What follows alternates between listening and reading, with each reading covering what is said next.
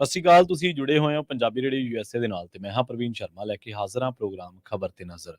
ਖਬਰ ਤੇ ਨਜ਼ਰ ਪ੍ਰੋਗਰਾਮ ਦੇ ਵਿੱਚ ਕਈ ਅਹਿਮ ਤੇ ਕਈ ਖਾਸ ਖਬਰਾਂ ਨੂੰ ਲੈ ਕੇ ਚਰਚਾ ਕਰਨ ਦੇ ਲਈ ਜੁੜ ਚੁੱਕੇ ਨੇ ਮਿੰਟੂ ਗੁਰਸਰੀਗਾ ਜੀ।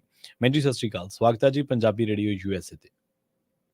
ਜੀ ਸ਼ੁਕਰੀਆ ਜੀ ਪ੍ਰਵੀਨ ਜੀ, ਸਾਰਿਆਂ ਨੂੰ ਸਤਿ ਸ੍ਰੀ ਅਕਾਲ ਜੀ। ਖਬਰ ਤੇ ਨਜ਼ਰ ਪ੍ਰੋਗਰਾਮ ਨੂੰ ਸਪਾਂਸਰ ਕਰਦੇ ਨੇ ਖਾਲਸਾ ਇੰਸ਼ੋਰੈਂਸ ਏਜੰਸੀ ਵਾਲੇ, ਜਿਨ੍ਹਾਂ ਤੋਂ ਤੁਸੀਂ ਹਰ ਤਰੀਕੇ ਦੀ ਇੰਸ਼ੋਰੈਂਸ ਲੈ ਸਕਦੇ ਹੋ। ਇੰਸ਼ੋਰੈਂਸ ਬਾਰੇ ਪਤਾ ਕਰਨ ਦੇ ਲਈ ਇਹਨਾਂ ਦਾ ਨੰਬਰ ਹੈ 408 272 2500। ਇਹ 1992 ਤੋਂ ਲਗਾਤਾਰ ਇੰਸ਼ੋਰੈਂਸ ਬਿਜ਼ਨਸ ਦੇ ਵਿੱਚ ਸ਼ਾਨਦਾਰ ਸੇਵਾਵਾਂ ਦੇ ਰਹੇ ਨੇ। ਅਮਰੀਕਾ ਭਰ ਦੇ ਵਿੱਚ ਇੰਸ਼ੋਰੈਂਸ ਕਰਦੇ ਨੇ। Obama care, Medicare, covered California ਜਾਂ ਫਿਰ ਕਿਸੇ ਵੀ ਤਰ੍ਹਾਂ ਦੀ ਇੰਸ਼ੋਰੈਂਸ ਦੇ ਲਈ ਅੱਜ ਹੀ ਕਾਲ ਕਰੋ 408 272 2500 ਤੇ। ਟਰਕੀਅਨ ਇਮੀਗ੍ਰੇਸ਼ਨ ਲਾ ਫਰਮ ਵਾਲੇ ਜੇ ਟਰਕੀਅਨ ਆ ਟੌਰਨੀ ਟਰਕੀਅਨ ਦੇ ਨਾਲ ਤੁਸੀਂ ਯੂਐਸ ਇਮੀਗ੍ਰੇਸ਼ਨ ਬਾਬਤ ਕੋਈ ਵੀ ਸਲਾਹ ਕਰਨੀ, ਕੋਈ ਵੀ ਸਵਾਲ ਪੁੱਛਣਾ ਤੇ ਇਹਨਾਂ ਦਾ ਨੰਬਰ ਹੈ 415 909 0503। Charan Singh, Sukhwinder Dhaliwal Arizona, Jaswinder Singh Nachhattar Kaur Nagra Roswell, Krishan Dhanota Yuba City, Baljinder Singh Nijjar Woodland, Paramjit Kaur Vacaville, Pritpal Singh Sidhu Fresno, ਜੀਐਨ ਲੀਵ ਵਾਲੇ ਟਰੱਕ ਵਾਸ਼ ਕਰਦੇ ਨੇ, ਆਇਲ ਚੇਂਜ ਕਰਦੇ ਨੇ, ਏਅਰ ਬ੍ਰੇਕਾਂ ਦਾ ਕੰਮ ਤਸੱਲੀ ਬਖਸ਼ ਕਰਵਾ ਸਕਦੇ, ਨਵੇਂ ਪੁਰਾਣੇ ਟਾਇਰ ਵੀ ਇਹਨਾਂ ਤੋਂ ਮਿਲਦੇ ਨੇ। ਲੋਕੇਸ਼ਨ ਆ ਸੈਂਤਾ ਨੇਲਾ ਦੀ, ਨਿੰਮਾ ਸੋਤਾ ਦੇ ਨਾਲ ਗੱਲ ਕੀਤੀ ਜਾ ਸਕਦੀ ਹੈ 209 270 0113 ਤੇ। ਜੱਸੀ ਗਿੱਲ, ਭੁਪਿੰਦਰ ਸਿੰਘ, ਨਿਰਮਲ ਸਿੰਘ ਸੰਧੂ ਫੈਮਿਲੀ ਬੇਕਰਸਫੀਲਡ ਤੇ ਐਂਟੀਲਿਪ ਟਰੱਕ ਸਟਾਪ ਵਾਲੇ, ਇਹਨਾਂ ਸਾਰੇ ਹੀ ਸਪਾਂਸਰਸ ਦਾ ਬਹੁਤ ਬਹੁਤ ਧੰਨਵਾਦ। ਤੇ ਜੇਕਰ ਤੁਸੀਂ ਵੀ ਪੰਜਾਬੀ ਰੇਡੀਓ ਯੂਐਸਏ ਦੇ ਇਹਨਾਂ ਪ੍ਰੋਗਰਾਮਾਂ ਨੂੰ ਸਪਾਂਸਰ ਕਰਨਾ ਚਾਹੁੰਦੇ ਹੋ ਤਾਂ ਸਟੂਡੀਓ ਦਾ ਨੰਬਰ ਹੈ 408 272 5200। ਅੱਜ ਦਾ ਇਹ ਖਬਰ ਤੇ ਨਜ਼ਰ ਪ੍ਰੋਗਰਾਮ ਸਾਲ 2024 ਦੀ 27 ਫਰਵਰੀ ਦਾ ਪ੍ਰੋਗਰਾਮ ਹੈ ਤੇ ਦਿਨ ਅੱਜ ਮੰਗਲਵਾਰ ਹੈ। ਮਿੰਟੂ ਜੀ, ਖਬਰਾਂ ਦੇ ਵੱਲ ਆਈਏ, ਸ਼ੁਰੂਆਤ ਕਰੀਏ ਪਹਾੜਾਂ ਤੋਂ। ਹਿਮਾਚਲ ਦੇ ਵਿੱਚ ਵੀ ਕਹਿੰਦੇ ਖੇਲਾ ਹੋਣ ਦੇ ਕੰਢੇ ਤੇ ਹੈ ਜੀ। ਇੱਕ ਖੇਲਾ ਤਾਂ ਹੋ ਗਿਆ ਜੀ ਤੇ ਦੂਸਰਾ ਖੇਲਾ ਜਿਹੜਾ ਉਹ ਹੋ ਸਕਦਾ ਹੈ। ਦੇਖੋ ਪ੍ਰਵੀਨ ਜੀ, ਇੱਥੇ ਜਿਹੜੀ ਰਾਜਨੀਤੀ ਹੈ ਉਹਦੀ ਇੱਕ ਨਵੀਂ ਇਬਾਰਤ ਲਿਖੀ ਗਈ ਹੈ ਇਹਨਾਂ 10 ਸਾਲਾਂ ਦੇ ਵਿੱਚ। ਜੇ ਤੁਸੀਂ ਵੇਖੋਗੇ ਤਾਂ ਤਕਰੀਬਨ 400-450 ਐਸਾ ਐਮਐਲਏ ਹੋਣਾ ਜਿਹੜਾ ਦੂਜੀਆਂ ਪਾਰਟੀਆਂ ਤੋਂ ਇੱਧਰ ਲੈ ਆਂਦਾ ਕਿ 3 ਪ੍ਰਦੇਸ਼ਾਂ ਦੇ ਤੇ ਸੀਐਮ ਨੇ ਜਿਹੜੇ ਕਹਿ ਲਓ ਕਾਂਗਰਸੀ ਬੈਕਗ੍ਰਾਉਂਡ ਵਾਲੇ ਚਲੇ ਜਾਂਦੇ ਆ। ਤਾਂ ਮਤਲਬ ਕਿ ਤੁਸੀਂ ਵੇਖੋ, ਗੱਲ ਬੜੀ ਗੌਰ ਨਾਲ ਸੁਣਨ ਵਾਲੀ ਆ ਜੀ। ਹਿਮਾਚਲ ਦੇ ਵਿੱਚ 69 ਨੇ ਕੁੱਲ ਸੀਟਾਂ ਜੀ ਜੀ ਤੇ 25 ਨੇ ਭਾਜਪਾ ਕੋਲ, ਠੀਕ ਹੈ ਜੀ, ਮੌਜੂਦਾ ਦੌਰ 'ਚ। ਤੇ ਕਮਾਲ ਦੀ ਗੱਲ ਪਤਾ ਕੀ ਹੈ ਕਿ ਕਾਂਗਰਸੀਆਂ ਨੇ ਇੱਥੋਂ ਲਿਆ ਕੇ ਠੱਲਿਆ ਅਭਿਸ਼ੇਕ ਮਨੂ ਸਿੰਘ ਵੀ, ਜਿਵੇਂ ਜੈਤਲੀ ਨਾਲ ਹੋਈ ਸੇਮ ਉਹੀ ਹੋਈ। ਤੇ ਰੂਪੋ ਵਾਲੀਏ ਦਾ ਗੀਤ ਵੀ ਚੇਤੇ ਆ ਜਾਂਦਾ, ਜਿਹੜੀ ਤੂੰ ਸਾਡੇ ਨਾਲ ਕੀਤੀ ਕਿਸੇ ਨੂੰ ਦੱਸਣ ਜੋਗੇ ਨਹੀਂ। ਜਦੋਂ ਮਜੀਠੀਆ ਹੋਰਾਂ ਨੇ ਜੇਤਲੀ ਨੂੰ ਇੱਥੋਂ ਤੋਰਿਆ ਤੇ ਉਹਨੇ ਵੀ ਫਿਰ ਐਂ ਦੇ ਵਿੱਚ ਗੱਲ ਕਹੀ। ਅੱਛਾ, ਅਭਿਸ਼ੇਕ ਮਨੂ ਸਿੰਘ ਵੀ ਐਡਾ ਅਮੀਰ ਬੰਦਾ ਕਿ ਗੱਲ ਨਹੀਂ ਛੱਡਦੇ, ਬਹੁਤ ਹੀ ਪ੍ਰਾਪਰਟੀ ਜੀ, ਇੰਡੀਆ ਦਾ ਇਸ ਵੇਲੇ ਸਭ ਤੋਂ ਮਹਿੰਗੇ ਵਕੀਲਾਂ ਦਾ ਇੱਕ। ਅੱਛਾ, 25 ਵਾਲੇ ਤੁਸੀਂ ਹਿਸਾਬ ਲਾ ਲਓ ਅੱਜ ਜਿੱਤ ਗਏ। ਤੇ ਇਹਨਾਂ ਦੇ ਕੋਲ ਸਨ ਤਕਰੀਬਨ ਲਾ ਲਓ ਕਿ 39 ਤੇ ਮੈਨੂੰ ਲੱਗਦਾ ਇਹਨਾਂ ਦੀਆਂ ਆਪਣੀਆਂ ਸੀਟਾਂ ਸੀ, 39 ਕੀ 40, ਤੇ 3 ਇਹਨਾਂ ਦੇ ਨਾਲ ਦੂਜੇ ਸੀਗੇ ਆਜ਼ਾਦ। ਤੇ ਹਿਸਾਬ ਲਾ ਲਓ ਇਹਨਾਂ ਕੋਲ 34 ਰਹਿ ਗਿਆ, ਕ੍ਰਾਸ ਵੋਟਿੰਗ ਹੋ ਗਈ। ਅੱਛਾ। ਤੇ ਭਾਜਪਾ 25 ਤੋਂ 34 ਤੱਕ ਪਹੁੰਚ ਗਈ, ਯਾਨੀ 9 ਉਹ ਵਧਾ ਗਏ। ਤੁਸੀਂ ਇਹ ਦੇਖੋ ਕਿ 25 ਵਾਲਾ ਖੜੀ ਕਿਉਂ ਰਿਹਾ ਰਾਜ ਸਭਾ 'ਚ। ਸਹੀ ਗੱਲ ਹੈ, ਬਿਲਕੁਲ।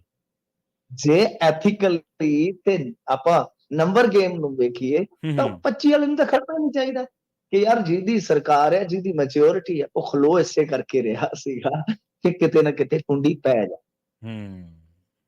ਉਹ ਲੱਭਦੇ ਨੇ ਇਸ ਤਰ੍ਹਾਂ ਦੇ। ਮੈਂ ਵੈਸੇ ਤੁਹਾਨੂੰ ਅੱਗੇ ਵੀ ਇਹ ਗੱਲ ਕਹੀ, ਮੈਂ ਅੱਜ ਵੀ ਕਹਿੰਦਾ ਜੀ, ਤੁਸੀਂ ਆਰਐਸਐਸ ਦਾ ਇਸ ਤਰ੍ਹਾਂ ਕੋਈ ਵਿਧਾਇਕ ਟੁੱਟਦਾ ਵੇਖ, ਬਹੁਤ ਮੁਸ਼ਕਲ ਹੁੰਦਾ ਆਰਐਸਐਸ ਦੀ ਬੈਕਗ੍ਰਾਉਂਡ ਵਾਲਾ ਕੋਈ। ਇਹਨਾਂ ਦੇ ਕਾਂਗਰਸੀ ਝੱਟ ਪਤਾ ਨਹੀਂ ਵਿਕਣੇ ਨੂੰ ਤਿਆਰ ਬੈਠੇ ਹੁੰਦੇ। ਇਸ਼ਕੇ ਦੀ ਅੱਗ ਨੂੰ ਮਚਾ ਦੇ ਗੋਰੀਏ ਤੇ ਮਚਣੇ ਨੂੰ ਅਸੀਂ ਤਿਆਰ ਬੈਠੇ ਜੀ। ਬਸ ਇਹ ਤੇ ਕਹਿੰਦੇ ਨੇ ਅੱਗ ਨੂੰ ਮਚਾ, ਬਸ ਅਸੀਂ ਤੇ ਮਚਣੇ ਨੂੰ ਤਿਆਰ ਬੈਠੇ। ਤੇ ਗੱਲ ਇਹ ਆ ਕਿ ਖੇਲਾ ਇੱਕ ਇਹ ਹੋ ਗਿਆ। ਔਰ ਖੇਲਾ ਦੂਸਰਾ ਇਹ ਆ ਕਿ ਉੱਥੇ ਆ ਬਜਟ ਇਜਲਾਸ ਚੱਲਦਾ ਜੀ, ਤੇ ਬਜਟ ਪਾਸ ਵੀ ਤੇ ਕਰਵਾਉਣਾ ਹੈ ਨਾ। 34 ਜਦੋਂ ਅੱਜ ਬਰੋਬਰ ਹੋ ਗਈਆਂ, ਟਾਸ ਹੋਇਆ, ਅਭਿਸ਼ੇਕ ਮਨੂ ਸਿੰਘ ਵੀ ਹਾਰ ਗਿਆ। ਅੱਛਾ। ਬਿਲਕੁਲ ਬੜਾ ਮਾਯੂਸ ਜਿਹਾ ਚਿਹਰਾ ਸੀ ਉਹਦਾ। ਤੇ ਉਹਨੇ ਆਖਿਆ ਰਾਤ ਦੀ ਰੋਟੀ ਮੇਰੇ ਨਾਲ ਬਹਿ ਕੇ ਖਾ ਕੇ ਗਏ ਨੇ, ਸਵੇਰ ਦਾ ਨਾਸ਼ਤਾ ਕਰਕੇ ਗਏ ਨੇ, ਰੋਟੀ ਦੇ ਨਾਲ 5-7 ਤੇ ਸੌਂਹਾਂ ਖਾ ਜਾਂਦੇ ਸਨ ਹਰੇਕ ਬੁਰਕੀ 'ਚ। ਇਹਨਾਂ ਦਾ ਈਮਾਨ ਵੇਖੋ। ਉਹਨਾਂ ਨੂੰ ਚੁੱਕ ਕੇ ਹੁਣ ਲੈ ਆਏ ਪੰਚਕੂਲੇ ਦੇ ਵਿੱਚ ਇੱਕ ਹੋਟਲ ਹੈ ਬੜਾ ਸ਼ਾਨਦਾਰ, ਉਹਦੇ 'ਚ। ਠੀਕ ਹੈ ਜੀ। ਸੁਖੂ ਹੋਰੀ ਉੱਥੇ ਮੱਥੇ ਤੇ ਹੱਥ ਮਾਰਦੇ ਪਏ ਆ ਕਿ ਬਣ ਕੀ ਗਿਆ। ਹੁਣ ਰਾਤ 'ਚ ਜੇ ਤੇ ਕਾਂਗਰਸ ਨੇ ਕੋਈ ਉਹਨਾਂ 'ਚੋਂ 1-2 ਮੋੜ ਲੈ ਤੇ ਠੀਕ ਆ, ਨਹੀਂ ਤੇ ਹੋ ਗਿਆ ਕੰਮ। ਸਹੀ ਹੈ। ਇਹ ਕਾਂਗਰਸ ਦੀ ਬਦਕਿਸਮਤੀ ਆ ਕਿ ਇਹਨਾਂ ਨੇ ਜਿਹੜੇ ਆਪਣੇ ਇਸ ਤਰ੍ਹਾਂ ਦੇ ਐਮਐਲਏ ਬਣਾਏ ਹੁੰਦੇ, ਐਮਪੀਸ ਬਣਾਏ ਹੁੰਦੇ ਆ, ਉਹ ਜਦੋਂ ਬਾਜ਼ਾਰ ਦੇ ਵਿੱਚ ਉਹਨਾਂ ਦਾ ਮੁੱਲ ਪੈਂਦਾ ਤਾਂ ਕਈ ਵਾਰ ਡੋਲ ਜਾਂਦੇ ਉਹਨਾਂ 'ਚੋਂ ਕੁਛ।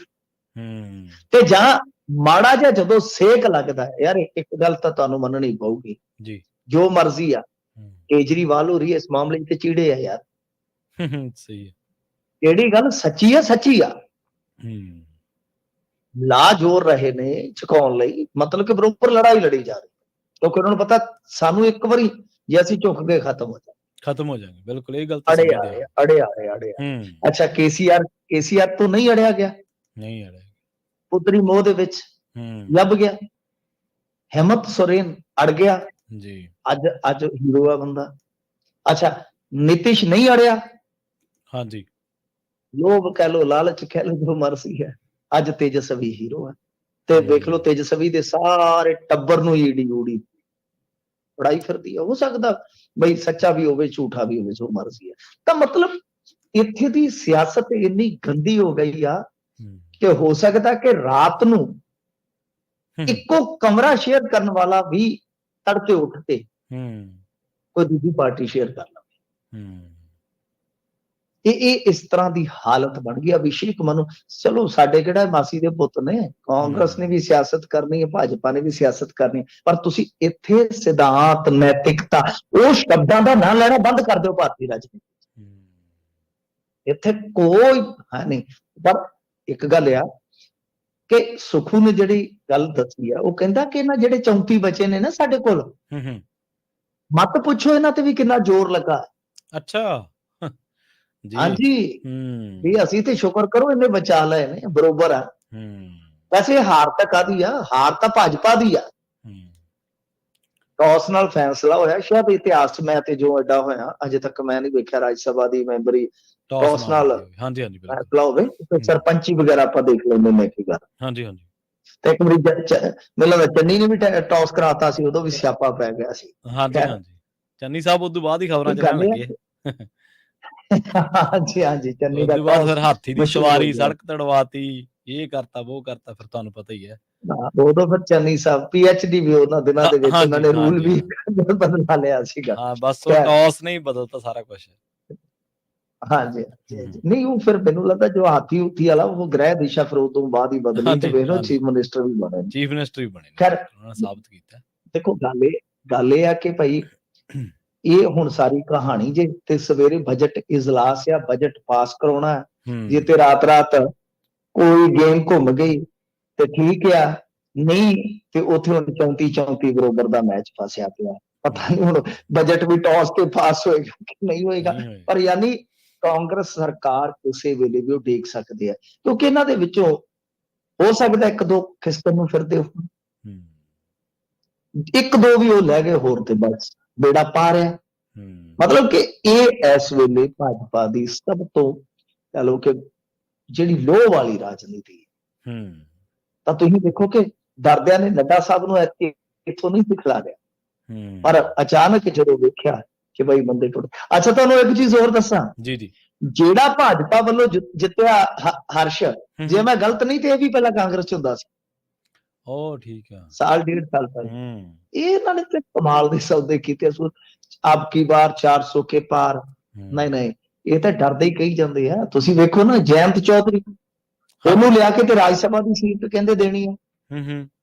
ਇੱਕ ਸੀਟ ਤੇ ਉਹ ਸੀਟ ਤੇ ਇਹਨਾਂ ਦੇ ਕੋਲ ਆ। ਜੈੰਤ ਚੌਧਰੀ ਦੇ ਪਿਓ ਨੂੰ ਤਾਂ ਹਰਾਇਆ ਇਹਨਾਂ ਨੇ।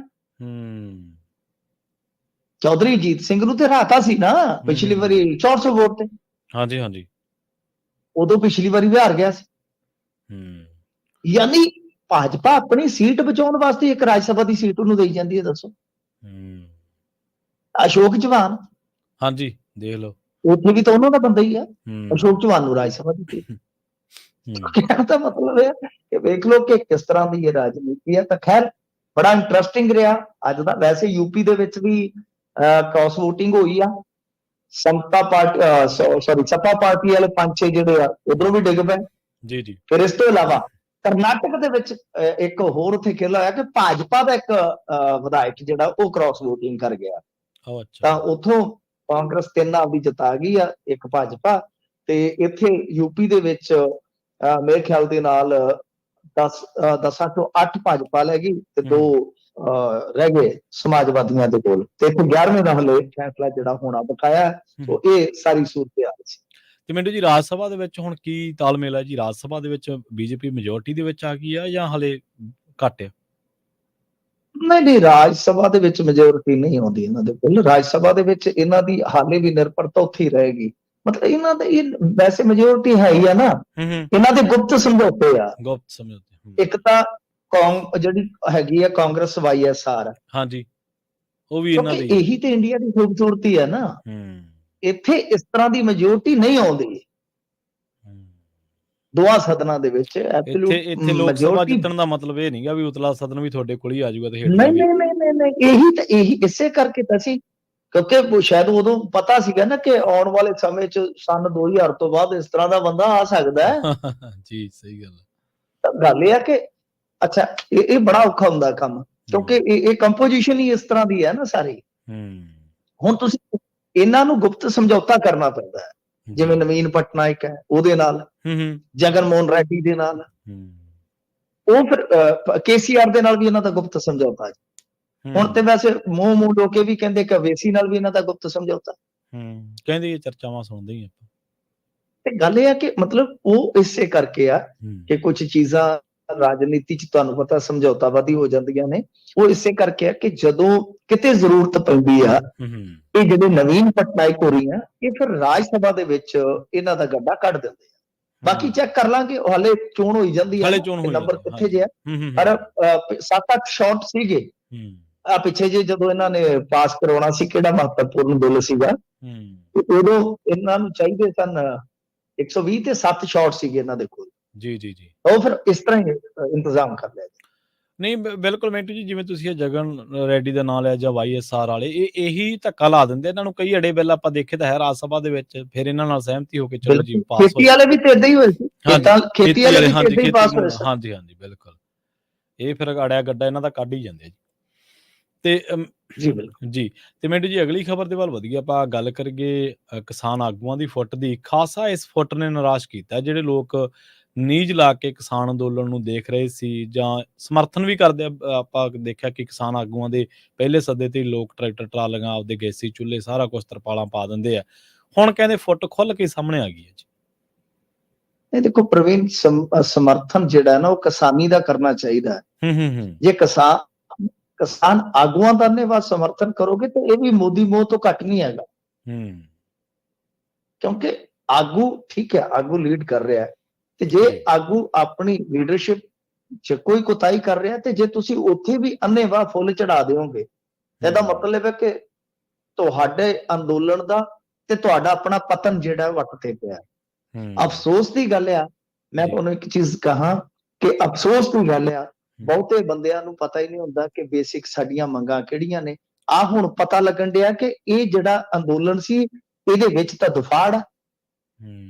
ਲੋਕਾਂ ਨੂੰ ਤਾਂ ਹੀ ਲੱਗਿਆ ਸੀਗਾ ਨਾ ਕਿ ਉਹੀ ਦਿੱਲੀ ਵਾਲਾ ਹੀ ਮਾਹੌਲ ਬਣ ਗਿਆ ਯਾਰ। ਹਾਂਜੀ ਹਾਂਜੀ। ਹੁਣ ਜਦੋਂ ਕੰਮ ਚੱਲਿਆ, SKM ਵਾਲਿਆਂ ਨੇ ਆਖਿਆ ਕਿ ਅਸੀਂ ਤੇ ਨਾਲ ਨਹੀਂ ਹੈਗੇ, ਸਾਡੇ ਨਾਲ ਤੇ ਸਲਾਹ ਮਸ਼ਵਰਾ ਨਹੀਂ ਕੀਤਾ। ਬਈ ਇੱਥੇ ਤਾਂ ਕੋਈ ਬਿਨਾ ਯੋਗਰਾਜ, ਜਿਵੇਂ ਇੱਕ ਫਿਲਮ 'ਚ ਡਾਇਲੋਗ ਨਹੀਂ ਬੋਲਦਾ, ਕੰਜਰੀ ਪੈਰਾਂ 'ਚ ਡਿੱਗਿਆ ਨੋਟ ਨਾ ਚੁੱਕੇ ਤੇ ਜੰਗ ਸਿੰਘ ਉਸ ਪੁੱਤ ਨੂੰ ਚੁੱਕ ਕੇ ਹਿੱਕ ਨਾਲ ਲਾ ਲਵੇ ਜਿਹੜਾ ਹਾਰ ਖਾ ਕੇ ਆ ਗਿਆ, ਕੁਛ ਇਸ ਤਰ੍ਹਾਂ। ਮਤਲਬ ਕਿ ਹੁਣ ਇਹ ਰੁੰਦੂ ਸਿੰਘ ਮਾਨ ਸਾਹਿਬ ਕਹਿੰਦੇ ਜੀ ਬਿਨਾਂ ਸੱਦੇ ਤੋਂ ਕੋਈ ਵਿਆਹ ਨਹੀਂ ਜਾਂਦਾ, ਅਸੀਂ ਉੱਥੇ ਜਾ ਕੇ ਬਹਿ ਜਾਈਏ। ਤਾਂ ਇਹਨਾਂ ਨੇ ਅੱਜ ਪ੍ਰੈਸ ਕਾਨਫਰੰਸ ਕਰਕੇ ਇਹ ਕਿਹਾ ਕਿ ਭਾਈ ਸਾਹਿਬ ਸੱਚ ਬੋਲੋ, ਸਾਡੀਆਂ ਤੁਹਾਡੇ ਨਾਲ 13 ਮੀਟਿੰਗਾਂ ਹੋਈਆਂ ਨੇ, ਤੁਸੀਂ ਨਹੀਂ ਮੰਨੇ, ਤੁਹਾਨੂੰ ਮਨਾਉਂਦੇ ਤੇ ਅਸੀਂ ਲੇਟ ਹੋ ਗਏ, ਕਿਉਂਕਿ ਇਹਨਾਂ ਦੀ ਟਾਈਮਿੰਗ ਤੇ ਸਵਾਲ ਹੋਏ ਸਨ। ਤੇ ਜਦੋਂ ਇਹਨਾਂ ਨੇ ਕਾਲ ਦਿੱਤੀ ਸੀ, ਸਭ ਤੋਂ ਪਹਿਲਾ ਸਵਾਲ ਟਾਈਮਿੰਗ ਤੇ ਮੈਂ ਹੀ ਚੁੱਕਿਆ ਸੀਗਾ। ਜੀ ਜੀ। ਕਿ ਤੁਹਾਡੀ ਟਾਈਮਿੰਗ ਕੀ ਹੈ। ਹੂੰ ਤਾਂ ਗੱਲ ਇਹ ਆ ਕਿ ਹੁਣ ਇਹਨਾਂ ਨੂੰ ਸਫਾਈਆਂ ਦੇਣੀਆਂ ਪੈ ਰਹੀਆਂ ਜੀ। ਕਿਉਂਕਿ ਐਸਕੇਐਮ ਵਾਲੇ ਤੇ ਭੌਂ ਕੇ ਇੱਕੋ ਗੱਲ ਹੀ ਕਹਿੰਦੇ ਪਏ ਆ ਨਾ ਮੁੜ ਮੁੜ ਕੇ ਕਿ ਵੇਖੋ ਜੀ ਸਾਨੂੰ ਇਹਨਾਂ ਨੇ ਭਰੋਸੇ 'ਚ ਦਿੱਤਾ, ਹੁਣ ਇਹੀ ਜ਼ਿੰਮੇਵਾਰ ਹੋਣਗੇ।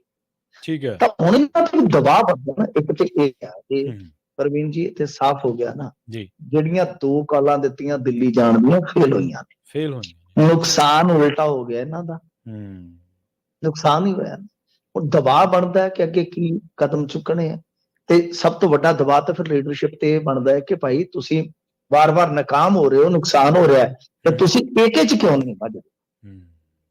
ਤਾਂ ਫਿਰ ਪੰਧੇਰ ਹੋਰਾਂ ਨੂੰ ਸਾਫ਼ ਕਰਨਾ ਪਿਆ ਜੀ।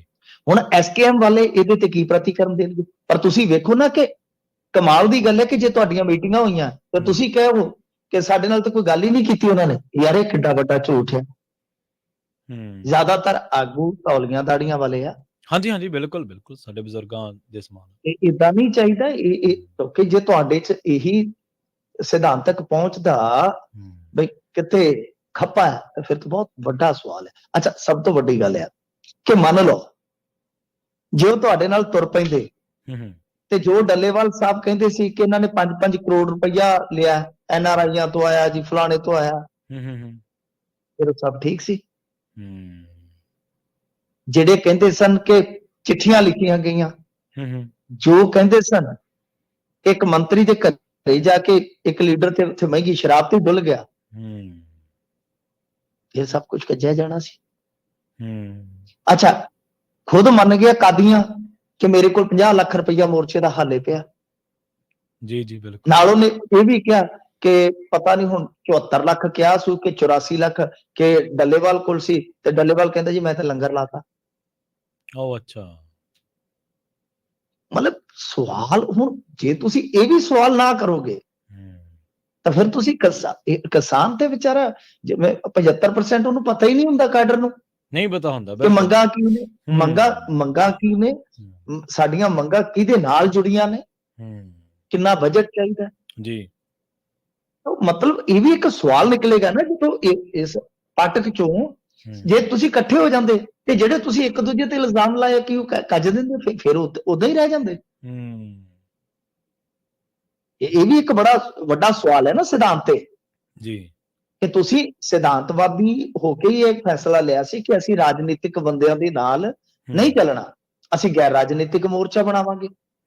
ਪਰ ਫਿਰ ਤੁਸੀਂ ਉਹਨਾਂ ਦੇ ਨਾਲ ਮੀਟਿੰਗਾਂ ਕਿਵੇਂ ਕੀਤੀਆਂ 13 ਜੀ, ਉਹਨਾਂ ਨੂੰ ਨਾਲ ਤੋਰਨ ਵਾਸਤੇ, ਜਦੋਂ ਪਿਛਲੇ ਮੋਰਚੇ ਦੀਆਂ ਤੁਸੀਂ ਇਹ ਗੱਲਾਂ ਕਹਿ ਰਹੇ। ਤਾਂ ਖੈਰ ਗੱਲਾਂ ਤੇ ਕਾਫੀ ਨੇ ਇਹਦੇ ਵਿੱਚ ਕਰਨ ਵਾਲੀਆਂ। ਹੁਣ ਗੱਲ ਇਹ ਆ ਕਿ ਭਾਈ ਇਹ ਸਾਰਾ ਕੁਝ ਕਿ ਤੁਸੀਂ ਪਹਿਲਾਂ ਹੀ ਸਪਸ਼ਟ ਕਰਦੇ ਕਿ ਅਸੀਂ ਇਹਨਾਂ ਨਾਲ ਮੁਲਾਕਾਤਾਂ ਕਰਕੇ ਆਏ ਜੀ, ਇਹ ਨਹੀਂ ਨਾਲ ਤੁਰਦੇ, ਤੁਸੀਂ ਲੋਕਾਂ ਨੂੰ ਪਹਿਲਾਂ ਹੀ ਕਹਿ ਦਿੰਦੇ। ਹੁਣ ਇਹ ਜਿਹੜੀ ਕਨਫਿਊਜ਼ਨ ਬਣ ਗਈ ਸੀ ਕਿ ਚੱਲ ਕੀ ਰਿਹਾ, ਇੱਕ ਪ੍ਰੋਗਰਾਮ ਉਧਰੋਂ ਦੇ ਦਿੰਦੇ, ਇੱਕ ਇਧਰੋਂ, ਇਹ ਕੌਣ ਕੀ ਕਰ ਰਿਹਾ। ਤਾਂ ਅੱਜ ਸਾਫ਼ ਕਰ ਦਿੱਤਾ ਪੰਧੇਰ ਸਾਹਿਬ ਹੋਰਾਂ ਨੇ ਕਿ ਭਾਈ ਸੱਚ ਬੋਲੋ, ਅਸੀਂ 13 ਮੀਟਿੰਗਾਂ ਤੁਹਾਡੇ ਨਾਲ ਕੀਤੀਆਂ ਤੇ ਅਸੀਂ ਤੁਹਾਨੂੰ ਸਿਰਫ ਇੱਕੋ ਗੱਲ ਕਹੀ ਸੀ ਤੁਸੀਂ ਆ ਜਾਓ, ਪਰ ਅਸੀਂ ਇਹ ਸਪਸ਼ਟ ਕਰਵਾਵਾਂਗੇ ਕਿ ਗਾਂ ਫਿਰ ਚੋਣ ਚਾਣ ਵਾਲਾ ਕੰਮ ਨਹੀਂ ਹੋਣਾ। ਤੁਸੀਂ ਨਹੀਂ ਮੰਨੇ।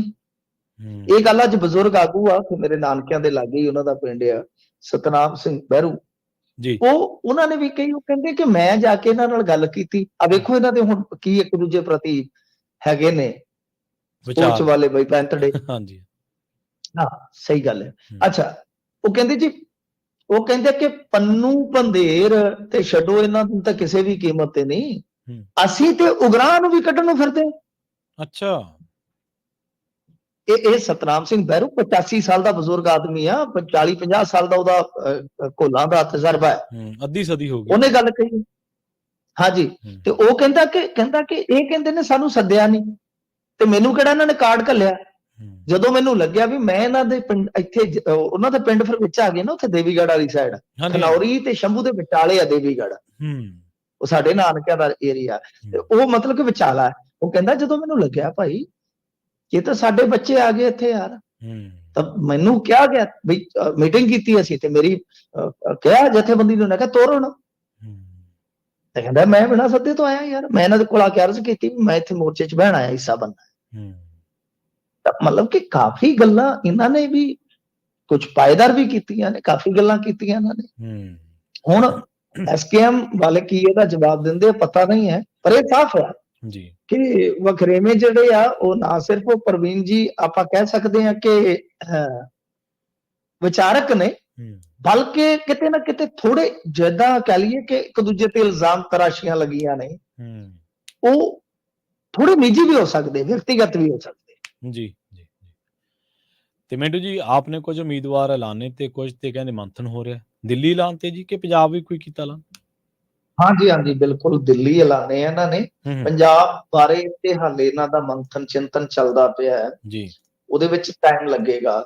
ਤਾਂ ਪੀਐਸਸੀ ਦੀ ਇਹਨਾਂ ਦੀ ਅੱਜ ਮੀਟਿੰਗ ਸੀ, ਕੁਝ ਉਮੀਦ ਤੇ ਹੈਗੀ ਸੀ ਕਿ ਪੰਜਾਬ ਤੇ ਸ਼ਾਇਦ ਹੋ ਸਕਦਾ ਕੋਈ ਐਲਾਨ ਆ ਜਾਵੇ, ਪਰ ਨਹੀਂ, ਇਹਨਾਂ ਨੇ ਦਿੱਲੀ ਤੇ ਹਰਿਆਣੇ ਵਾਸਤੇ 5 ਉਮੀਦਵਾਰਾਂ ਦਾ ਐਲਾਨ ਕੀਤਾ। ਇਹਦੇ ਵਿੱਚ ਸੋਮਨਾਥ ਭਾਰਤੀ, ਤੁਹਾਨੂੰ ਯਾਦ ਹੋਣਾ ਜਦੋਂ ਇਹਨਾਂ ਨੇ ਪਹਿਲੀ ਵਾਰ ਸਰਕਾਰ ਬਣਾਈ ਸੀ, ਇਹ ਮੰਤਰੀ ਸੀ, ਉਹਦਾ ਫਿਰ ਬਹੁਤ ਰੌਲਾ ਪਿਆ, ਉਸ ਵੇਲੇ ਕਾਫੀ ਜ਼ਿਆਦਾ ਚਰਚਿਤ ਨਾਮ ਸੀਗਾ। ਇਹਨੂੰ ਇੱਕ ਤਾਂ ਟਿਕਟ ਦਿੱਤੀ ਆ, ਕੁਝ ਹੋਰ ਨੇ ਵੈਸੇ ਇੱਕ ਯਾਰ ਇਹਨਾਂ ਨੇ ਬੜਾ ਕਹਿ ਲਓ ਕਿ ਵਧੀਆ ਕੰਮ ਕੀਤਾ। ਵੈਸੇ ਚਲੋ ਰਾਜਨੀਤੀ ਹੁੰਦੀ ਆ ਹਰੇਕ ਮਾਮਲੇ ਦੇ ਵਿੱਚ, ਇਹਨਾਂ ਨੇ ਜਰਨਲ ਸੀਟ ਤੋਂ ਇੱਕ ਐਸਸੀ ਨੂੰ ਕੈਂਡੀਡੇਟ ਉਤਾਰ ਦਿੱਤਾ। ਇਹ ਇੱਕ ਬੜੀ ਮਜ਼ੇਦਾਰ, ਠੀਕ ਹੈ।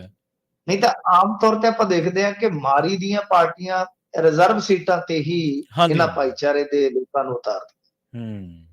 ਤਾਂ ਇਹ ਇੱਕ ਸੋਹਣੀ ਪਿਰਤ ਹੈ ਤਾਂ ਕਿ ਦੂਸਰੀਆਂ ਪਾਰਟੀਆਂ ਵੀ, ਚਲੋ ਇਹਨਾਂ ਦੀ ਰਾਜਨੀਤੀ ਹੈ ਵੀ ਮਤਲਬ ਕਿ ਦੂਸਰੀਆਂ ਪਾਰਟੀਆਂ ਵੀ ਸਿੱਖ ਸਕਦੀਆਂ ਨੇ ਕਿ ਜ਼ਰੂਰੀ ਨਹੀਂ ਹੈ ਕਿ ਤੁਸੀਂ ਰਿਜ਼ਰਵੇਸ਼ਨ ਦੇ ਤਹਿਤ ਹੀ ਸੀਟਾਂ ਛੱਡਣੀਆਂ। ਜਿੱਥੇ ਤੁਹਾਨੂੰ ਲੱਗਦਾ ਕਿ ਉਮੀਦਵਾਰ ਕਾਬਲ ਹੈ, ਉਹ ਕਿਸੇ ਵੀ ਭਾਈਚਾਰੇ ਦਾ ਹੋ ਸਕਦਾ। ਖੈਰ ਮਤਲਬ ਕਿ ਉੱਥੇ ਐਸਸੀ ਵਾਲਾ ਵੀ ਐਸਟੀ ਵਾਲਾ ਵੀ ਤੁਸੀਂ ਲਿਆ ਕੇ ਖਿਲਾਰ ਸਕਦੇ ਹੋ ਜੇ ਉਹਦੇ ਚ ਕਾਬਲੀਅਤ ਹੈਗੀ ਹੈ। ਖੈਰ ਇਹ ਹੈ ਕਿ 4 ਦਾ ਉੱਥੇ ਇਹਨਾਂ ਨੇ ਨਾਂ ਐਲਾਨ ਦਿੱਤਾ। ਇੱਕ ਸੁਸ਼ੀਲ ਗੁਪਤਾ ਜਿਹੜੇ ਆ ਉਹ ਤਾਂ ਤੈਅ ਹੀ ਸੀ ਕਿ ਕੁਰੂਕਸ਼ੇਤਰ ਤੋਂ ਉਹ ਆ ਗਏ ਮੈਦਾਨ ਦੇ ਵਿੱਚ। ਤੇ ਪੰਜਾਬ ਦੇ ਮੰਥਨ ਚਿੰਤਨ ਇਸ ਗੱਲ ਦਾ ਹੈ ਨਾ, ਦਰਅਸਲ ਕੀ ਹੈ ਕਿ ਕੁਛ ਆਪਾਂ ਅੱਗੇ ਵੀ ਗੱਲਾਂ ਕੀਤੀਆਂ ਹੋਈਆਂ ਨੇ ਕਿ ਜਿਵੇਂ ਜਿਹੜੇ ਮੰਤਰੀ ਆ, ਕੁਝ ਉਹਨਾਂ ਦਾ ਵੀ ਜ਼ਿਕਰ ਆਉਂਦਾ ਕਿ ਮੰਤਰੀ ਮੈਦਾਨ ਚ ਉਤਾਰੇ ਜਾ ਸਕਦੇ ਆ। ਕੁਝ ਦਾਅਵੇਦਾਰੀਆਂ ਵੀ ਜ਼ਿਆਦਾ ਨੇ, ਜਿਵੇਂ ਹੁਣ ਪਟਿਆਲੇ ਚ ਆਪਾਂ ਦੇਖ ਲਈਏ, ਪੁਰਾਣੇ ਸਾਥੀ ਆਪਣੇ ਪੰਨੂ ਸਾਹਿਬ ਵੀ ਉਸ ਦਾਅਵੇਦਾਰੀ ਦੀ ਦੌੜ ਚ ਸ਼ਾਮਲ ਆ ਨਾ, ਤੇ ਉੱਥੇ 4-5 ਨੇ ਦਾਅਵੇਦਾਰ ਜੀ। ਤੇ ਇਹ ਵੀ ਦੇਖਣਾ ਹੁੰਦਾ ਪਾਰਟੀਆਂ ਨੇ ਕਿ ਕਿਤੇ ਬਗਾਵਤ ਨਾ ਹੋ ਜਾਵੇ। ਗੱਲ ਇਹ ਆ ਕਿ ਇਹ ਚੀਜ਼ ਜਿਹੜੀ ਆ ਹੁਣ ਜਿੱਦਾਂ ਅੰਮ੍ਰਿਤਸਰ ਆ, ਅੰਮ੍ਰਿਤਸਰ ਦੇ ਵਿੱਚ ਵੀ ਜੇ ਤੁਸੀਂ ਵੇਖੋ ਕਿ 4-5 ਨਾਂ ਚਰਚਾ ਦੇ ਵਿੱਚ ਨੇ ਇਸ ਵੇਲੇ ਜੀ ਜੀ, ਯਾਨੀ ਕਿਤੇ ਤਾਂ ਇੱਕ ਅਨਾਰ ਤੇ 5-7 ਬਿਮਾਰ ਵਾਲੀ ਗੱਲ ਆ। ਕਿਤੇ ਕੀ ਆ ਕਿ ਵੱਡੀ ਜਿਵੇਂ ਹੁਣ ਬਠਿੰਡਾ ਵਾਲੇ ਇੱਥੇ ਆ ਕੇ ਪੇਚਾ ਪੈ ਜਾਂਦਾ, ਇੱਥੇ ਚਿਹਰਾ ਕਿਹੜਾ ਹੋਵੇ ਜੀ, ਕਿਤੇ ਉਲਟਾ ਬਿਲਕੁਲ ਸਮਝਦੇ ਹੋ ਨਾ। ਕਿਤੇ ਤਾਂ ਚਿਹਰਿਆਂ ਦੀ ਭਰਮਾਰ ਹੈ ਕਿਸੇ ਸੀਟ ਤੇ, ਕਿਸੇ ਸੀਟ ਤੇ ਆ ਕੇ ਸਿਆਪਾ ਪੈ ਜਾਂਦਾ ਕਿ ਮੈਦਾਨ ਚ ਹੁਣ ਤਗੜੇ ਚਿਹਰਿਆਂ ਦੇ ਸਾਹਮਣੇ ਉਤਾਰੀਏ ਕਿ ਫਿਰ ਉੱਥੇ ਵਿਚਾਰ ਕੀਤਾ ਜਾਂਦਾ ਕਿਵੇਂ ਖੁੱਡੀਆਂ ਸਾਹਿਬ ਕਿੱਦਾਂ ਰਹਿਣਗੇ। ਤਾਂ ਇਹ ਪ੍ਰੋਬਲਮ ਹੈ ਇਹਨਾਂ ਦੇ ਸਾਹਮਣੇ, ਕਿਉਂਕਿ ਉਮੀਦਵਾਰ ਤਾਂ ਦੇਖੋ ਠੀਕ ਆ, ਕਾਂਗਰਸ ਦੇ ਨਾਲ ਅਲਾਇੰਸ ਹੈ ਇਹਨਾਂ ਦਾ, ਹੋ ਸਕਦਾ ਬਈ ਕਈ ਵਾਰ ਅੰਦਰ ਖਾਤੇ ਲੱਗਦਾ ਕਿ ਯਾਰ ਇੱਥੋਂ ਹੁਣ ਅਸੀਂ ਨਹੀਂ ਜਿੱਤ ਰਹੇ ਤੇ ਘੱਟੋ ਘੱਟ ਇਹਨਾਂ ਨੂੰ ਜਿਤਾ ਦਈਏ। ਇਸ ਤਰ੍ਹਾਂ ਦੀ ਵੀ ਗੱਲਬਾਤ ਰਾਜਨੀਤੀ ਚ ਚੱਲਦੀ ਹੁੰਦੀ ਹੈ ਕਿ ਘੱਟੋ ਘੱਟ ਗੱਠਜੋੜ ਨੂੰ ਤਾਂ ਆਵੇ, ਜੇ ਤੀਜਾ ਕਿਤੇ ਜਿੱਤ ਦੀ ਉਮੀਦ ਰੱਖਦਾ ਹੈ ਤਾਂ ਬਈ ਉਹਨੂੰ ਦੇਖਣ ਵਾਸਤੇ। ਉਹ ਗੱਲਾਂ ਬਾਅਦ ਦੀਆਂ ਨੇ, ਪਰੰਤੂ ਇੱਕ ਵਾਰੀ ਤੇ ਆਮ ਆਦਮੀ ਪਾਰਟੀ ਕੋਸ਼ਿਸ਼ ਕਰੇਗੀ ਨਾ ਕਿ ਅਸੀਂ ਆਪਣੀ ਇੱਕ ਮਜ਼ਬੂਤ ਹਾਜ਼ਰੀ ਕਿਸੇ ਵੀ ਅਲਾਇੰਸ ਦੇ ਵਿੱਚ ਜਾ ਰਹੇ ਹਾਂ ਤਾਂ ਮਜ਼ਬੂਤ ਹਾਜ਼ਰੀ ਦਰਜ ਕਰਵਾਈ। ਸੋ ਇਹ ਨਹੀਂ ਹੈ ਕਿ ਸਾਰਾ ਦਾ ਸਾਰਾ ਇੱਥੇ ਫਿਕਸ ਮੈਚ ਖੇਡਿਆ ਜਾਏ। ਕਾਂਗਰਸ ਨੂੰ ਪਤਾ ਕਿ ਸਾਡਾ ਵੋਟ ਬੈਂਕ ਜਿਹੜਾ ਇਹਨਾਂ ਨੇ ਤਕਰੀਬਨ ਲਾ ਲਓ ਕਿ 15-20% ਹੀ ਖਿੱਚ ਲਿਆ ਜੀ ਜੀ, ਇਹ ਮੌਕਾ ਕਿ ਜਦੋਂ ਅਸੀਂ ਉਹਨੂੰ ਮੋੜਾ ਦੇ ਜਾਂ ਉਹਨੂੰ ਮੋੜਨ ਦੀ ਆਸ ਦੇ ਸਕਦੇ। ਇਸ ਕਰਕੇ ਇੱਥੇ ਥੋੜੀ ਰੌਚਕ ਹੋ ਜਾਂਦੀ। ਪਰ ਜਿਵੇਂ ਮੈਂ ਤੁਹਾਨੂੰ ਦੱਸਿਆ ਕਿ ਸੀਟਾਂ ਦੀ ਜਿਹੜੀ ਦਾਅਵੇਦਾਰੀ ਕਈ ਥਾਵਾਂ ਤੇ ਵਧੇਰੇ ਆ ਤੇ ਕਈ ਥਾਵਾਂ ਤੇ ਵੱਡੇ ਚਿਹਰਿਆਂ ਦੇ ਦਰਮਿਆਨ ਵੱਡਾ ਚਿਹਰਾ ਥੋੜਾ ਤਲਾਸ਼ਿਆ ਜਾ ਕਿ ਕੌਣ ਹੋ ਸਕਦਾ ਜੀ। ਉਧਰ ਕਹਿੰਦੇ ਬਿੱਟੂ ਤੇ ਆਸ਼ੂ ਨੂੰ ਪੁਲਿਸ ਨੇ ਧੱਕੇ ਮਾਰਤੇ ਜੀ। ਚਲੋ ਘੱਟੋ ਘੱਟ ਧੱਕਿਆਂ ਨਾਲ ਥੋੜਾ ਬਹੁਤਾ ਇਹਨਾਂ ਦਾ ਸਿਰ ਹਿੱਲਿਆ ਹੋਏਗਾ ਤੇ ਦਿਮਾਗ ਨੂੰ ਥੋੜਾ ਜਿਹਾ ਕਿਤੇ ਸੈਲਫ ਵੱਜਾ ਹੋਏਗਾ ਕਿ ਇਹ ਆਸ਼ੂ ਉਹੀ ਆਸ਼ੂ ਆ ਨਾ, ਕਿਵੇਂ ਕੁੱਦ ਕੇ ਪੈਂਦਾ ਸੀ, ਸੇਖੋ ਦੀ ਨੌਕਰੀ ਖਾ ਗਿਆ।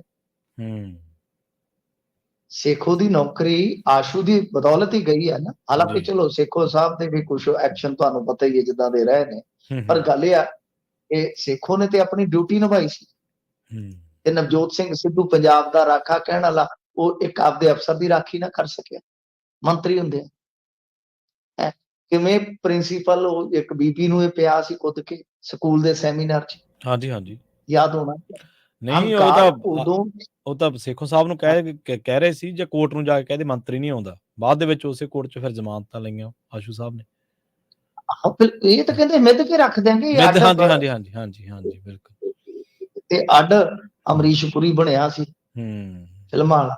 ਖੈਰ ਗੱਲ ਇਹ ਹੈ ਕਿ ਹੁਣ ਦੇਖੋ ਇਹਨਾਂ ਨੂੰ ਅਕਲ ਟਿਕਾਣੇ ਲਿਆਉਣੀ ਚਾਹੀਦੀ। ਇਹ ਤੁਹਾਨੂੰ ਪਤਾ ਇਹ ਇਦਾਂ ਦਾ ਚਲ ਹੈ ਤਾਂ ਰਾਜਨੀਤਿਕ ਲੋੜ ਆ, ਮੈਂ ਸ਼ਬਦ ਇਸਤੇਮਾਲ ਕਰਾਂ, ਤਮਾਸ਼ਾ ਹੁੰਦਾ ਕਿ ਤੁਹਾਨੂੰ ਯਾਦ ਹੈ ਰਵਨੀਤ ਬਿੱਟੂ ਇੱਕ ਵੀ ਬਠਿੰਡੇ ਆ ਕੇ ਕਾਲੀਆਂ ਦੇ ਰਾਹ 'ਚ ਇੱਥੇ ਮੁੜ ਕੇ ਪਾਗੇ ਦੀ ਲਹਿ ਗਈ, ਬੁਰਾ ਹਾਲ, ਪਰਚਾ ਦਰਜ ਹੋਇਆ ਇਹਦੇ ਤੇ। ਅੱਜ ਤੱਕ ਵੀ ਉਹ ਪਰਚਾ ਸਟੈਂਡ ਕਰਦਾ। ਤੁਹਾਨੂੰ ਹੋਰ ਇੰਟਰਸਟਿੰਗ ਗੱਲ ਦੱਸਾਂ, ਅੱਜ ਤੱਕ ਚਲਾਨ ਪੇਸ਼ ਨਹੀਂ ਹੋਇਆ ਉਹਦੇ 'ਚ। ਸਰਕਾਰੀ ਜਾਇਦਾਦ ਕਚਹਿਰੀਆਂ 'ਚ ਆ ਕੇ, ਤੁਹਾਨੂੰ ਪਤਾ ਕਚਹਿਰੀਆਂ 'ਚ ਆਇਆ ਸੀ। ਤਾਂ ਹੁਣ ਇਹ ਜਦੋਂ ਹੁਣ ਇਲੈਕਸ਼ਨ ਆ ਗਿਆ ਸਿਰ ਤੇ, ਉਧਰ ਨੂੰ ਭੱਜ ਵਗੇ, ਕੋਈ ਉਧਰ ਨੂੰ ਭੱਜ ਵਗਿਆ, ਤਾਂ ਇਹ ਉੱਥੇ ਜਿਹੜਾ ਇਹਨਾਂ ਦਾ ਹੈਗਾ ਨਿਗਮ ਦਾ ਦਫ਼ਤਰ, ਉਹਦੀ ਤਾਲਾਬੰਦੀ ਕਰਨ ਆਏ ਸਨ। ਫਿਰ ਧੱਕਾ ਮੁੱਕੀ ਹੋ ਗਈ ਤੇ ਮਤਲਬ ਕਿ ਕਾਂਗਰਸੀਆਂ ਨੇ ਪੁਲਿਸ ਕਰਮਚਾਰੀਆਂ ਤੇ ਚੂੜੀਆਂ ਸੁੱਟੀਆਂ। ਫਿਰ ਜਿਹੜੇ ਉੱਥੇ ਨਿਗਮ ਅਧਿਕਾਰੀ ਸੀ ਉਹਨਾਂ ਨੇ ਕਟਰ ਮਸ਼ੀਨਾਂ ਦਾ ਜਿਹੜਾ ਇਸਤੇਮਾਲ ਕਰਕੇ ਸੰਗਲ ਤੇ ਤਾਲਾ ਜਿਹੜਾ ਵੱਢਣ ਦਾ ਯਤਨ ਕੀਤਾ ਤੇ ਦੱਸਦੇ ਆ ਕਿ ਕਾਫੀ ਇੱਥੇ ਖਿੱਚਤਾਨ ਹੋਈ। ਤਾਂ ਮਤਲਬ ਕਿ ਸਾਫ਼ ਆ, ਸਪਸ਼ਟ ਆ ਕਿ ਰਵਨੀਤ ਬਿੱਟੂ ਹੋਰੀ ਹੁਣ ਜਦੋਜਹਿਦ ਕਰ ਰਹੇ। ਵੈਸੇ ਇੱਕ ਇੰਟਰਸਟਿੰਗ ਹੋਰ ਗੱਲ ਚਲੋ ਚੇਤੇ ਆ ਗਈ, ਇਹ ਤੇ ਚੱਲਦੇ ਹੀ ਰਹਿੰਦੇ ਆ ਸਿਆਸੀ ਇਹਨਾਂ ਦੇ ਤੇਵਰ। ਆਂਦੇ ਆ ਕਿ ਅਰਜ਼ੀਆਂ ਗਈਆਂ ਨੇ ਉਮੀਦਵਾਰਾਂ ਦੀਆਂ ਕਾਂਗਰਸ ਵੱਲੋਂ, ਉਹਦੇ 'ਚ ਰਵਨੀਤ ਬਿੱਟੂ ਦੀ ਅਰਜ਼ੀ ਨਹੀਂ ਗਈ। ਉਹ ਅੱਛਾ। ਹਾਲਾਂਕਿ ਕਾਂਗਰਸ ਦੀ ਇਹ ਪਿਰਤ ਰਹੀ ਆ ਪ੍ਰਵੀਨ ਜੀ, ਜਿਹਨੂੰ ਟਿਕਟ ਇਹਨਾਂ ਨੇ ਦੇਣੀ ਹੋਵੇ ਨਾ, ਉਹਦੀ ਅਰਜ਼ੀ ਨਾ ਵੀ ਹੋਵੇ ਤੇ ਲਿਖਵਾ ਕੇ ਮਤਲਬ ਕਿ ਕਿਤੇ ਫਾਰਮੈਲਿਟੀ ਕਰਕੇ ਵੀ ਦੇ ਦਿੰਦੇ। ਪਰ ਇਹ ਕਾਫੀ ਇੰਟਰਸਟਿੰਗ ਹੋ ਗਿਆ ਰਵਨੀਤ ਬਿੱਟੂ, ਕਿਉਂਕਿ ਕੁਝ ਲੋਕਾਂ ਦਾ ਮੰਨਣਾ ਇਹ ਹੈ ਕਿ ਰਵਨੀਤ ਬਿੱਟੂ ਲੁਧਿਆਣੇ ਤੋਂ ਲੜਨਾ ਨਹੀਂ ਚਾਹੁੰਦਾ। ਠੀਕ ਹੈ, ਵੀ ਉਹ ਸੀਟ ਆਪਣੀ ਬਦਲ ਨਹੀਂ ਚਾਹੁੰਦਾ। ਖੈਰ ਦੇਖੋ ਹੁਣ ਅੱਗੇ ਕੀ ਬਣਦਾ, ਪਰ ਇੰਨਾ ਕੁ ਤੇ ਤੁਹਾਨੂੰ ਪਤਾ ਹਾਂ ਹੱਲਾ ਕਰਨਾ ਹੀ ਆ ਵੀ ਇਲੈਕਸ਼ਨ ਦਾ ਟਾਈਮ। ਜੀ ਜੀ। ਤੇ ਮਿੰਟੂ ਜੀ, ਕਿਸਾਨ ਲੀਡਰ ਨੂੰ ਧਮਕੀ ਆਈ ਹੈ ਜੀ ਕਿਸੇ ਨੂੰ? ਅੱਜ ਦੇਖੋ ਧਮਕੀ, ਅੱਜ ਬੰਟੀ ਬੈਂਸ ਆ ਜਿਹੜਾ ਬੈਂਸ ਦੇ ਗਾਣੇ, ਤਾਂ ਉਹ ਬੰਟੀ ਬੈਂਸ ਨੂੰ ਵੀ ਕਹਿੰਦੇ ਕਿ ਧਮਕੀ ਆਈ ਆ, 1 ਕਰੋੜ ਉਤੋਂ ਵੀ ਮੰਗਿਆ, ਉਹਦਾ ਵੀ ਬੜਾ ਰੌਲਾ ਪੈ ਗਿਆ। ਪਰ ਚਲੋ ਆਪਾਂ ਅੱਗੇ ਵੀ ਇਹ ਖਬਰਾਂ ਵੇਖੀਆਂ ਨੇ, ਸੁਣੀਆਂ ਨੇ, ਮਾੜੀ ਗੱਲ ਆ। ਕਲਾਕਾਰਾਂ ਤੋਂ ਐਕਸਟੋਰਸ਼ਨ ਹੋਈ ਵੀ ਆ, ਕਲਾਕਾਰਾਂ ਤੇ ਹਮਲਾ ਵੀ ਹੋਇਆ, ਕਲਾਕਾਰਾਂ ਨੂੰ ਧਮਕਾਇਆ ਵੀ ਗਿਆ। ਪਰ ਆ ਕਿਸਾਨ ਆਗੂ ਵਾਲਾ ਤੇ ਕੰਮ ਨਵਾਂ ਹੀ ਸੁਣ ਲਿਆ ਜੀ, ਹੱਦ ਹੋ ਗਈ ਆ। ਇਹ ਹੁਣ ਵੇਖਣਾ ਪਵੇਗਾ ਕਿ ਕੀ ਕਿਸੇ ਨੇ ਕੋਈ ਉਦਾਂ ਜੁਗਾੜ ਤੇ ਨਹੀਂ ਲਾਇਆ। ਤੁਹਾਨੂੰ ਪਤਾ ਅੱਜ ਕੱਲ ਫਰਜ਼ੀ ਗੈਂਗਸਟਰ ਵੀ ਆ ਗਏ ਨੇ। ਹਾਂਜੀ ਬਿਲਕੁਲ। ਇਹ ਚੜੂਨੀ ਗਰੁੱਪ ਦਾ ਹੈ, ਗੁਰਦਾਸਪੁਰ ਵੱਲੋਂ ਸਮਾਜ ਸੇਵੀ ਵੀ ਆ, ਕਿਸਾਨ ਆਗੂ ਵੀ ਆ, ਇੰਦਰਪਾਲ ਸਿੰਘ ਬੈਂਸ ਜੀ। ਅੱਛਾ, ਇਤਫਾਕਨ ਵੇਖੋ ਇਹ ਵੀ ਬੈਂਸ ਤੇ ਬੰਟੀ ਬੈਂਸ ਦੀ ਵੀ ਅੱਜ ਗੱਲ ਹੋਈ ਜੀ। ਇਹ ਦੱਸਦੇ ਕਿ WhatsApp ਤੇ ਇਹਨੂੰ ਕਾਲ ਆਈ ਆ ਵਿਦੇਸ਼ੀ ਨੰਬਰ ਤੋਂ, ਤੇ ਜਾਨੋਂ ਮਾਰਨ ਦੀ ਧਮਕੀ ਦਿੱਤੀ ਆ ਕਿ ਤੇਰੇ ਪਿੱਛੇ ਬੰਦੇ ਲਾ ਦਿੱਤੇ ਆ। ਹਾਲਾਂਕਿ ਕੋਈ ਮੰਗ ਮੁੰਗ ਕੀਤੀ ਗਈ ਹੈ ਤੇ ਪਤਾ ਨਹੀਂ ਹੈ ਕਿ ਹੋਈ ਹੈ ਕਿ ਨਹੀਂ ਹੋਈ। ਇਹ ਬਹੁਤ ਚੱਲ ਰਿਹਾ ਕੰਮ ਪ੍ਰਵੀਨ ਜੀ, ਬਹੁਤ ਕੰਮ ਚੱਲ ਰਿਹਾ ਤੇ ਇਹਦੇ ਵਿੱਚ ਹੁਣ ਦੇਖਣਾ ਪਵੇਗਾ ਪੁਲਿਸ ਨੂੰ, ਪਹਿਲਾਂ ਤੇ ਪਤਾ ਲਾਵੇ ਪੁਲਿਸ ਕਿ ਕੀ ਵਾਕਿਆ ਇਸ ਤਰ੍ਹਾਂ ਹੈ, ਕੋਈ ਨਿੱਜੀ ਰੰਜਿਸ਼ ਤੇ ਚੱਲਦਾ ਤਾਂ ਨਹੀਂ, ਕਿਸੇ ਨੇ ਕੋਈ ਏਦਾਂ ਡਰਾਇਆ ਧਮਕਾਇਆ। ਉਹ ਬੰਦਾ ਲੱਭਣਾ ਚਾਹੀਦਾ ਤੇ ਜੇ ਸੱਚੀਓ ਕੋਈ ਥ੍ਰੈਟ ਕਾਲ ਹੈਗੀ ਆ ਤਾਂ ਫਿਰ ਸਿਕਿਉਰਿਟੀ ਦਾ ਪ੍ਰਬੰਧ ਕਰੋ, ਬਹੁਤ ਜ਼ਰੂਰੀ ਆ। ਅੱਜ ਕੱਲ ਪਤਾ ਹੀ ਨਹੀਂ ਲੱਗਦਾ, ਆਪਾਂ ਹਰਿਆਣੇ 'ਚ ਵੀ ਵੇਖਿਆ, ਰਾਠੀ ਦਿਨ ਦਿਹਾੜੇ ਮਾਰਤਾ ਉਹਨਾਂ ਨੇ ਜੀ। ਮਿੰਟੂ ਜੀ, ਇਹਨਾਂ ਖਾਸ ਖਬਰਾਂ ਤੇ ਖਾਸ ਜਾਣਕਾਰੀਆਂ ਦੇ ਲਈ ਤੁਹਾਡਾ ਬਹੁਤ ਬਹੁਤ ਧੰਨਵਾਦ ਜੀ। ਸ਼ੁਕਰੀਆ ਜੀ। ਪ੍ਰੋਗਰਾਮ ਖਬਰ ਤੇ ਨਜ਼ਰ ਨੂੰ ਇੱਥੇ ਹੀ ਸਮਾਪਤ ਕਰਾਂਗੇ। ਤੁਹਾਡਾ ਸਾਰਿਆਂ ਦਾ ਵੀ ਬਹੁਤ ਧੰਨਵਾਦ। ਸਤਿ ਸ੍ਰੀ ਅਕਾਲ। ਜੁੜੇ ਰਹੋ ਪੰਜਾਬੀ ਰੇਡੀਓ USA ਦੇ ਨਾਲ।